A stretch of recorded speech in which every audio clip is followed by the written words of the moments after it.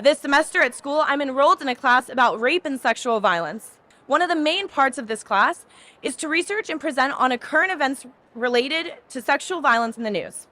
I chose to share about the sexual violence, abuse, and harassment that the hostages have been subjected to while being held by terrorists in Gaza. And when my professor assumed this was my topic, he suggests that I don't talk about the polarizing conflict that would follow after mentioning Gaza. His assistant explained that we have way too many cases of sexual violence in the news to turn this class into a debate about Gaza. So as an alternative, he was very kind to suggest that I research Boko Haram, another terrorist group that takes women hostage and rapes them.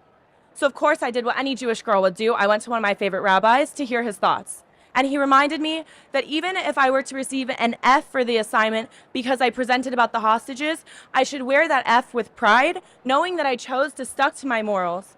So I did, and I received an A+. But it wasn't that simple. I had to construct my presentation in a way that didn't make it obvious I researched Amit Susana's testimonies after she was released in the hostage deal. I didn't share her name. I didn't tell my colleagues that her captor was named Mohammed because I didn't want them to have a bias. Only at the end did I provide context that she was taken hostage on October 7th into Gaza by Hamas terrorists. And when those words came out of my mouth, I immediately felt the mood shift. I felt the glares. The students tuned out. They no longer cared about a humanitarian issue, and 2 minutes prior, they agreed that both rape and kidnapping are despicable.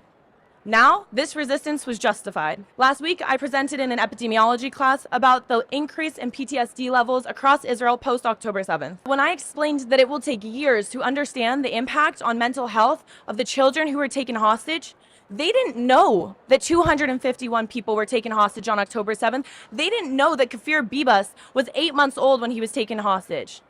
I want to ensure that everyone knows on campus that Tulane will always be a terrific school for Jewish students.